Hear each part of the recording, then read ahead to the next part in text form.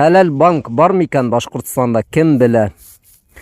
Кай вакыт һорауларыгыз шул тиклем кызык була. Рәхмәт катнашканыгыз өчен. Кардәшләр, хәләл банк дигән нәмә Башкортстанда түгел, бөтен Рәсәйдә лә юк.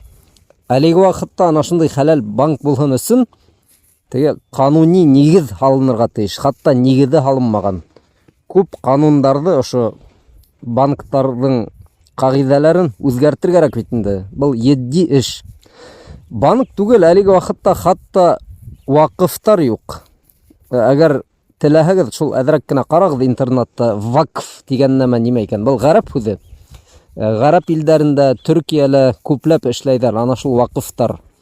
Әлеге вакытта Рәсәйдә хатта ана шул вакыф аса алмайдар. Чөнки моны канун ягынан кыен.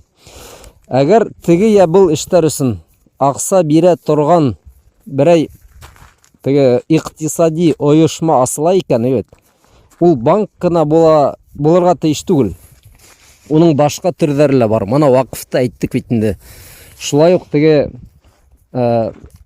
мәсәлән хәйрия, благотворительный фондтар, хатта мәсҗидләрнең ниндидер теге казнаһы. Шуга охшаш нәмәләр. Кешеләргә әлбәттә акса кирәк. Мәсәлән, ипотека турасында һоранлар бит инде. Ана шул ипотека урынына таксит менән һату, таксит рассрочка була.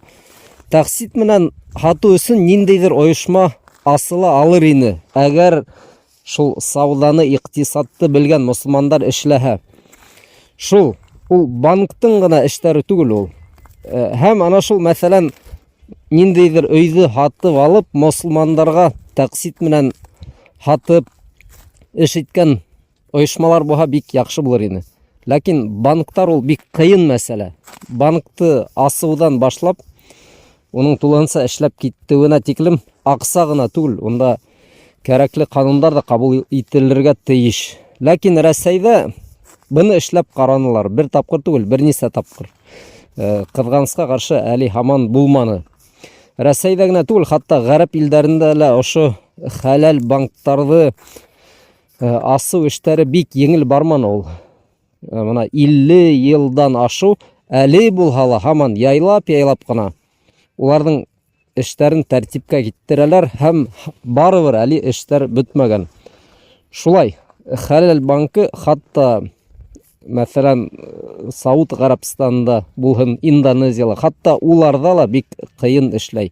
Рәсәйдә ундай нәмә бөтенләй юк.